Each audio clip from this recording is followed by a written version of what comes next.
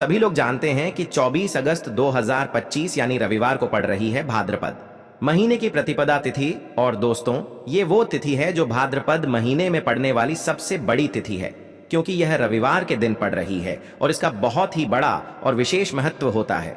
पूज्य गुरुजी ने कहा है, अगर कभी भी मौका लग जाए और भाद्रपद महीने की प्रतिपदा तिथि रविवार को पड़ जाए तो आप लोगों को गेहूं के दाने का उपाय तो अवश्य ही करना चाहिए। इन दोनों का संयोग बहुत ही कम आता है। और दोस्तों, पूज्य गुरुजी ने अपनी शिव महापुराण की कथा में बताया है, इस दिन आपको 11 गेहूं के दाने वाला उपाय तो अवश्य ही करना चाहिए, क्योंकि ऐसा दिन पूरे साल में सिर्फ एक ही बार आता है। और दोस्तों, आप सभी लोग जानते हो कि रविवार का अगर सबसे बड़ा कोई उपाय है तो वो 11 गेहूं के दाने वाला उपाय है। तो दोस्तों, इस रविवार के दिन आप लोगों को इस 11 गेहूं के दाने वाले उपाय को जरूर करना है। बहुत सारे लोग होंगे जिन लोगों ने इस उपाय को न किया हो, मतलब पूरा साल निकल गया और उन्होंने किसी भी दिन इस 11 गेहूं के दाने वाले उपाय को न किया हो। पर दोस्तों, आपके पास एक आखिरी मौका बचा हुआ है जो कि 24 अगस्त के दिन है। तो इस दिन आप लोगों को इस वाले उपाय को जरूर कर लेना है, भले ही आपने पूरे साल भर इस उपाय को ना किया हो। पर अगर आपने इस भाद्रपद महीने के रविवार के दिन अगर इस वाले उपाय को कर लिया तो आपको इस उपाय को करने का वो फल मिलेगा जिसकी आपने कभी कल्पना भी नहीं करी होगी। इसीलिए आप लोग इस वाले उपाय को एक बार जरूर कर लेना, ताकि आप लोगों के हाथ से यह मौका ना जा सके और आपको इस उपाय को करने का फल मिल सके। दोस्तों, यह उपाय पंडित जी ने अपनी अभी की ही शिव महापुराण की कथा में बताया है। जिस उपाय को आज हम आपको बहुत अच्छे से समझाने वाले हैं, इस वीडियो को देखने के बाद इस उपाय को समझने के लिए आपको कोई और वीडियो को देखने की जरूरत नहीं पड़ेगी। तो चलिए दोस्तों, उपाय को शुरू करते हैं। देखिए, ये इस भाद्रपद महीने के रविवार के दिन ये इतना खास होता है, इतना महत्वपूर्ण होता है। देखा गया है कभी कभी बड़े बड़े पूजा पाठ अनुष्ठान से जो मनोकामना पूर्ण नहीं होते, वो इस भाद्रपद महीने के रविवार के दिन एक छोटे से उपाय करने से ही आपकी मनोकामना पूर्ण हो जाती है। और बहुत सारे लोगों ने इस उपाय को किया भी है और उनको इस उपाय को करने का फल भी जरूर मिला है। अगर आप लोग भी इस उपाय को रविवार प्रतिपदा के दिन करना चाहते हैं तो आप इस उपाय को पहले अच्छे से समझ लेना, सुन लेना, उसके बाद करना। आपको इस उपाय का फल जरूर मिलेगा। और इस उपाय को कर लेने से आपके घर में चाहे किसी भी प्रकार की दुख और समस्या क्यों ना चल रही हो, आपको उसका कारण भी नहीं पता है कि भाई ये समस्या किस कारण से चल रही है, उसका कुछ भी कारण हो सकता है, जैसे पितृ दोष हो सकता है या किसी भी तरह का मंगल दोष भी हो सकता है। तो इस दिन आप लोगों को यह वाला उपाय कर लेना है। ये एक ऐसा उपाय है जिस उपाय को अगर किसी विशेष दिन पर किया जाए तो भाई उस विशेष दिन का जो है वह तो हमें मिलता ही मिलता है, पर हमने उस दिन पर इस उपाय को किया है तो हमें उससे भी बड़ा फल मिलता है और फल बहुत जल्दी मिलता है, क्योंकि आप इस उपाय को बहुत ही बड़े और विशेष दिन पर कर रहे हो। तो चलिए अब उपाय के बारे में बात करते हैं, लेकिन उससे पहले आप लोगों को यह जानना आवश्यक है कि आखिर यह उपाय किस समय करना है, किसको करना है और कैसे करना है। तो चलिए हम आगे आपको वीडियो में एक एक करके बता देते हैं। लेकिन उससे पहले अगर आप लोग हमारे चैनल पर नए हैं तो हमारे चैनल को सब्सक्राइब कर लेना और इस वीडियो को लाइक करके कमेंट बॉक्स में श्री शिवाय नमस्तुभ्यम ओम नमः शिवाय जरूर टाइप कर देना। और अपने फायदे के लिए, गरीबी दूर करने के लिए इस वीडियो को पूरा देख कर जाना, तभी आपको लाभ की प्राप्ति होगी। यदि आज आपने वीडियो को बीच बीच में से देखा, काट काट कर देखा, तो आपको जीवन में कभी सफलता हासिल भी नहीं होगी। तो दोस्तों, इस गेहूं के दाने वाले उपाय को हमें इस रविवार के दिन कैसे करना है, किसको करना है, किस समय करना है और कहां पर करना है, ये सारे सवालों के जवाब आपको इस वीडियो में मिल जाएंगे। और जो ये वीडियो देखेगा भाई, उसको 11 गेहूं के दाने वाला उपाय जरूर करना चाहिए, क्योंकि इस दिन एक गेहूं के दाने का भी बहुत ही बड़ा और विशेष महत्व होता है। और जब बात आ जाए 11 गेहूं के दाने की, तो ये सोने पे सुहागा वाली बात हो जाती है और ये एक बहुत ही बड़ा उपाय हो जाता है इस रविवार प्रतिपदा तिथि का। अब हम समझते हैं इस वाले उपाय को हमें करना किस समय है। इस 11 गेहूं के दाने वाले उपाय को हमें इस रविवार के दिन करना किस समय है। तो देखिए, इस उपाय को करने का जो समय है वह सुबह का समय है और शाम का समय भी है। अब देखिए, यहां पर हम मुख्य रूप से सुबह का समय नहीं बोलेंगे, क्योंकि 24 अगस्त रविवार प्रतिपदा का दिन है और इस दिन प्रदोष काल के समय का बहुत महत्व होता है। बाकी अगर सुबह के समय भी करेंगे तो भी अच्छा होगा, उसमें कोई भी दिक्कत वाली बात नहीं है। तो चलिए जानते हैं इस विशेष उपाय के बारे में। लेकिन उससे पहले एक प्रार्थना, अगर आप इस चैनल पर नए हैं तो आप इस वीडियो को लाइक करें, चैनल को सब्सक्राइब करें और कमेंट बॉक्स में आप अपनी राशि या अपना नाम जरूर डाल दें, क्योंकि हम राशि से जुड़ा भाग्य भी बताते हैं और भाग्य में चल रही परेशानियों को दूर करने के लिए वह आसान से आसान उपाय भी बताते हैं। तो चलिए अब हम अपने सबसे पहले उपाय की बात कर लेते हैं। देखो, गुरुजी ने कहा है कि अगर रविवार के दिन भाद्रपद महीने की प्रतिपदा तिथि पड़ जाए तो इस दिन आपको 11 गेहूं के दाने वाला उपाय तो अवश्य ही करना चाहिए। देखो, यह उपाय यदि आपके जीवन में कर्जा बहुत अधिक है, आपके जीवन में संकट बहुत अधिक रहते हैं, आपके ऊपर बहुत अधिक विपदा आ रही है, बार बार आपको अपने व्यापार में और अपने धन में हानि देखने को मिल रही है, यानी कि आपको प्रत्येक कार्य में हानि हो रही है, तो आपको यह उपाय करना चाहिए। देखिए, इस उपाय के लिए आपको 11 गेहूं के दाने आपको लेने हैं। ठीक है, 11 दाने लेने के बाद में आपको जरूरत होगी चावल के दानों की। 11 चावल के दाने और 11 गेहूं के दाने, और चावल के दाने खंडित नहीं होने चाहिए। अब आप कहोगे, भैया गेहूं कहां से लेने हैं? देखो, आपको किसी भी किराना स्टोर पर गेहूं के दाने आपको आसानी से मिल जाएंगे, जाकर ले लेना। ठीक है ना? 11 गेहूं 11 चावल के दाने लेने हैं। साथ ही साथ आपको एक तांबे का लोटा लेना है और उस तांबे के लोटे में आपको जल भरना है। जल आपका खुद के घर का होना चाहिए, मंदिर का नहीं होगा। अब आप ये सब सामग्री लेकर पहुंच जाओगे महादेव के शिवलिंग के पास में। शाम के टाइम पे प्रदोष काल में देखो, जब आप ये उपाय कर रहे हो तो अपना फेस रखना उत्तर दिशा, नॉर्थ डायरेक्शन की तरफ। अब यहां पर जो मैं आपको क्रम बताने जा रहा हूं ना, उस मेरे क्रम को बहुत ध्यान से सुनिए। महादेव को अगर कोई सबसे प्रिय है ना, तो उनकी सबसे छोटी पुत्री, जिनका नाम है माता अशोक सुंदरी। जो आपके पास में चावल के 11 दाने हैं ना, उन चावल के 11 दानों को माता अशोक सुंदरी के स्थान पर आपको अपना नाम और गोत्र बोलते हुए समर्पित कर देने हैं, है ना? और चावल के दानों को रखने के बाद में जो आपके पास में तांबे का लौटा है ना, उस तांबे के लौटे को कहीं पे भी हम जल नहीं चढ़ाएंगे। सिर्फ और सिर्फ माता पार्वती का जो हस्तकमल आपको दिख रहा है, यहीं पे गोल गोल आपको समर्पित करना है उसी जल को, और कहीं नहीं। ना तो माता अशोक सुंदरी के स्थान पर, ना तो शिवलिंग के ऊपर, सिर्फ आपको यहाँ पे गोल गोल जलाधारी पर आपको उस जल को समर्पित करना है। अब आपके पास में बचे हुए हैं 11 गेहूं के दाने और बचे हैं। उन्हीं 11 गेहूं के दाने को आपको अपनी मनोकामना अपने विशेष कहते हुए महादेव के शिवलिंग के ऊपर समर्पित कर देते हैं। तो आपकी जो भी मनोकामनाएं होंगी, जो भी विश होंगी, महादेव पूरी जरूर करते हैं। अन्न को समर्पण करने से, उस खासकर गेहूं को समर्पण करने से हमारी इच्छाएं पूरी होती हैं। और अगर वह दिन रविवार का दिन हो, तब तो इससे सुंदर संयोग कुछ भी नहीं हो सकता। आपकी इच्छाओं को पूरा करने के लिए बहुत स्पेशल, बहुत प्यारा सा उपाय आप सभी को जरूर करना है। ध्यान में रखिएगा, यह उपाय प्रदोष काल में करना है। देखो, गुरुजी ने कहा है, भगवान शिव के शिवलिंग पर 33 कोटि देवी देवताओं का वास होता है। अगर हम शिवलिंग के सामने कुछ भी उपाय करते हैं तो हमारे सभी देवी देवता हमसे खुश हो जाते हैं। ये उपाय आपको अवश्य करना है। देखो, सुबह के टाइम नहीं कर सकते, ठीक है? अब बात करते हैं अगले उपाय की। देखो, इस उपाय को आप सुबह से लेकर शाम तक कर सकते हैं। तो चलिए बढ़ते हैं उपाय की ओर। देखिए, इसके लिए आपको क्या करना है, एक काली मिर्च लेनी है। देखो, ध्यान से समझना, एक काली मिर्च लेनी है और ध्यान देना है कि काली मिर्च कहीं से भी खंडित नहीं होनी चाहिए। फिर इसके बाद आपको लेना है एक गोल बाती का दीपक। देखिए, दीपक आप चाहे तो माटी का ले लें, और यदि आपके पास माटी का दीपक नहीं है तो आप यह दीपक शुद्ध आटा लगा करके एक दीपक बना सकते हैं। बस आपको ध्यान देना है कि उस आटे में आपको नमक या हल्दी का प्रयोग नहीं करना है, ठीक है? तो आप एक बढ़िया सा दीपक बना लें और उस दीपक में गोल बाती लगा करके उस दीपक में आपको घी भरना है। देखो, गाय का शुद्ध घी आपको उस दीपक में भरना है।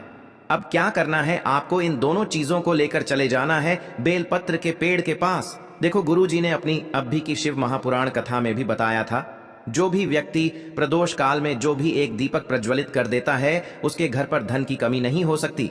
देखो, यदि आपके घर के आसपास कहीं बेलपत्र का पेड़ नहीं है या घर से काफी दूर पड़ता है और आप जा नहीं सकते, तो आगे हम यह भी बताएंगे कि कैसे इस उपाय को करना है। अगर बेलपत्र वृक्ष ना हो तो देखो, अब आपको प्रदोष काल में इन दोनों चीजों को लेकर चले जाए बेलपत्र के पेड़ के पास में।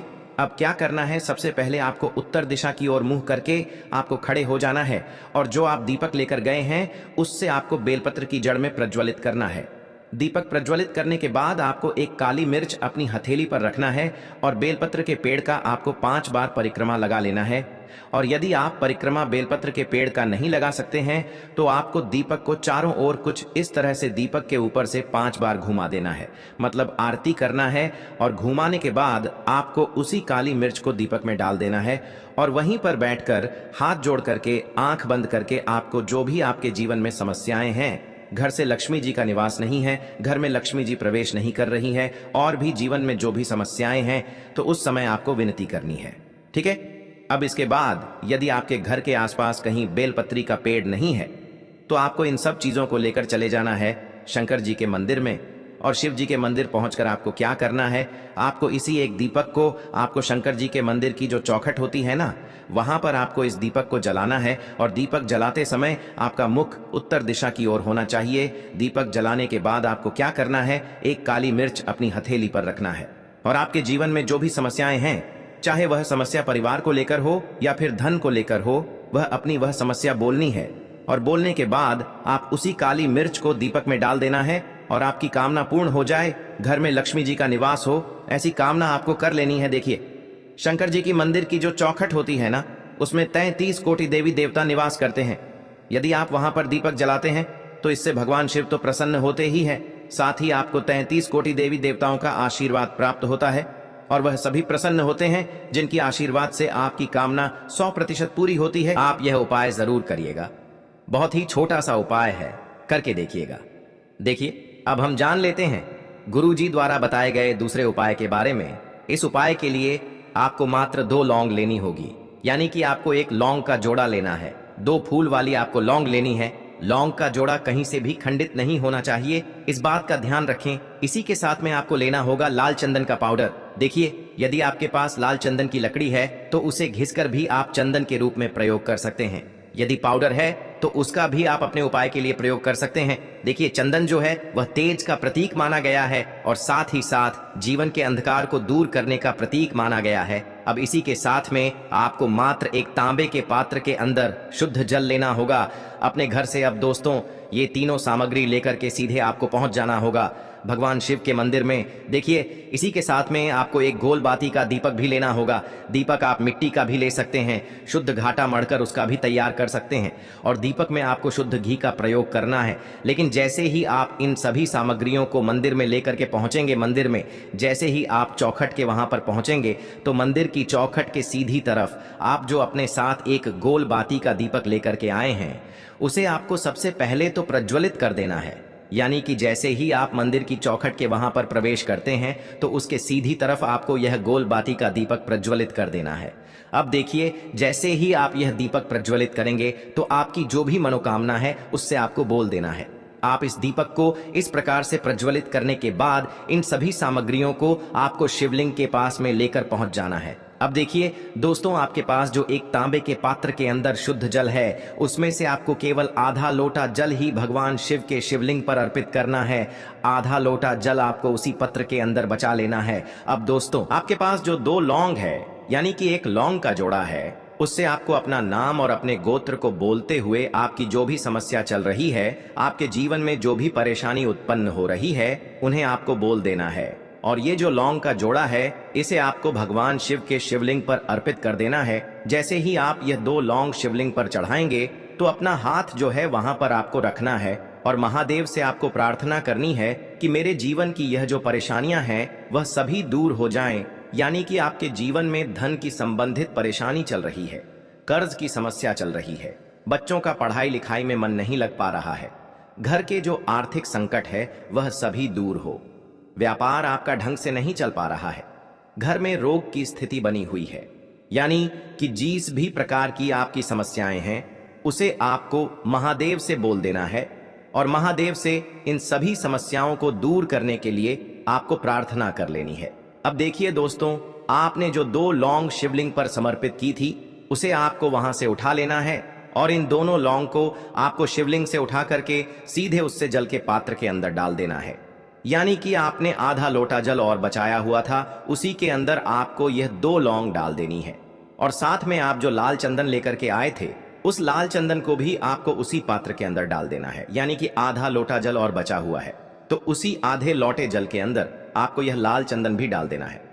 अब देखिए, इस आधे लोटे जल में है जिसमें आपने 2 लौंग डाली है, लाल चंदन डाला है, उसे सीधे लेकर के आपको पहुंचना है बेलपत्र के वृक्ष के वहां पर। देखिए, बेलपत्र का वृक्ष यदि आपके घर पर है तो वहां पर आपको आ जाना है, आपके घर के आसपास कहीं भी है तो वहां पर आपको पहुंच जाना है और उसके बाद आपका जो मुख है वह उत्तर दिशा की ओर होना चाहिए और उसके बाद आपको अपना नाम और अपने गोत्र को बोलना है और पुनः अपने जो भी परेशानियां शिवलिंग के पास में बोली थी उन्हें आपको वापस से बेलपत्र के वहां पर भी बोल देनी है। और यह जो आधा लौटा जल और है इससे आपको पूरा बेलपत्र के वृक्ष की जड़ में श्री शिवाय नमस्तुभ्य इस मंत्र का जाप करते हुए समर्पित कर देना है। तो बस इतना सा उपाय आपको करना है, जो भी आपकी परेशानी है, समस्या है, उससे महादेव निश्चित ही दूर करेंगे। अब दोस्तों, हम जान लेते हैं तीसरे चमत्कारी और विशेष उपाय के बारे में। देखिए, यह उपाय बहुत ही चमत्कारी है क्योंकि इस उपाय से आपके जीवन में तेज की वृद्धि होगी, यानी कि जीवन से जितना भी अंधकार है वह सभी दूर होगा। तो इस उपाय के लिए आपको मात्र एक गुड़ का टुकड़ा लेना है। गुड़ का टुकड़ा आपके जीवन में तेज की वृद्धि करता है और साथ ही साथ आपके जीवन से जो अंधकार है उसे दूर करता है। इसी के साथ मैं आपको एक चावल दाना यानी कि अक्षत का दाना लेना है। यह चावल का दाना आपके जीवन में सुख शांति को लेकर के आता है। आपके जीवन में धन की जितनी भी परेशानियां हैं उन्हें समाप्त करता है। इसी के साथ मैं आपको मात्र एक हरा मूंग लेना है। हरा मूंग जो है वह बुध ग्रह को प्रसन्न करता है। देखिए, हरे मूंग का उपाय करने से बुध ग्रह मजबूत होता है और बुध ग्रह के मजबूत होने से बुद्धि, ज्ञान और विवेक की प्राप्ति होती है। तो ये तीनों ही सामग्री आपको एक एक लेनी है, यानी कि एक गुड़ का टुकड़ा, एक चावल का दाना, एक हरा मूंग आपको लेना है। देखिए, हरा मूंग का दाना और चावल का जो दाना है वह आपको सबूत लेना है, खंडित नहीं होना चाहिए। और इसी के साथ में आपको मात्र एक तांबे के पात्र के अंदर अपने घर से शुद्ध जल ले लेना है। देखिए, अब इन सभी सामग्रियों को लेकर के सीधे आपको पहुंच जाना है भगवान शिव के मंदिर में। आप यह उपाय सुबह से लेकर शाम तक किसी भी समय कर सकते हैं, लेकिन रविवार के दिन ही आपको इस उपाय को करना है। तो सबसे पहले तो ये जो एक गुड़ का टुकड़ा है, एक चावल का दाना है और एक हरा मूंग का दाना है, उन तीनों को आपको उस जल के पात्र के अंदर डाल देना है। लेकिन ये जो उपाय है आपके जीवन की सारी परेशानियों को दूर करने के लिए होता है, लेकिन विशेष मनोकामना तीनों सामग्रियों से ही आपकी परिपूर्ण हो जाती है। देखिए, यदि आपके जीवन तेज होगा तो सभी आपसे वार्तालाप करेंगे, सभी आपसे बात करेंगे और आपका जो मान सम्मान है वह बढ़ता है। और चावल का जो दाना है वह धन में वृद्धि करता है, मन की शांति के लिए होता है। और हरा मूंग जो है वह बुद्धि, ज्ञान और विवेक की प्राप्ति के लिए होता है। अब देखिए, यह जो एक पात्र है इससे आपको भगवान शिव के शिवलिंग पर धीरे धीरे अर्पित कर देना है। श्री शिवाय नमस्तुभ्यम इस मंत्र का जाप करते हुए और तुम रुकेश्वर महादेव का मन में स्मरण करते हुए। लेकिन तुम रुकेश्वर महादेव का स्मरण करने से यह जो उपाय है और अधिक प्रभावशाली हो जाता है। तो तुम रुकेश्वर महादेव का स्मरण करते हुए यह उपाय करने से आपके जीवन में जो भी अशांति है वह सभी दूर हो जाएगी। तो इस प्रकार से आपको यह सुंदर सा उपाय कर लेना है। इसके बाद बात करते हैं तीसरे उपाय की। आपको लेना है एक गोल बाती का दीपक। आप चाहें तो मिट्टी का ले सकते हैं या फिर घर से शुद्ध आटा मढ़कर उसका दीपक आप तैयार कर सकते हैं। इसके बाद आपको लेना है शुद्ध गाय का घी। अगर वो नहीं है तो कोई भी देसी घी इस्तेमाल कर सकते हैं, जिससे आपको दीपक प्रज्वलित करना है। देखो, अब ये सब सामग्री लेकर आपको जाना है प्रदोष काल में आपके घर पर तुलसी जी के घेरे के पास में। देखो, ये उपाय तो आपको अवश्य करना है। देखो, वहां पहुंचकर सबसे पहले वो दीपक आपको प्रज्वलित कर देना है और ओम नमो भगवते वासुदेवाय नमः का 11 बार जाप करना है। उसके बाद आपको अपने सीधे हाथ में थोड़ी हल्दी लेकर उस दीपक में अपना नाम और गोत्र बोलते हुए डाल देना है। उसके बाद माता लक्ष्मी से आपको प्रार्थना करना है कि हे महालक्ष्मी, हमारी सभी दुख तकलीफों को दूर करो। हे महादेव, हमारे सब दुख कष्टों को खत्म करो। इस भावना से आपको ये उपाय करना है। चलिए,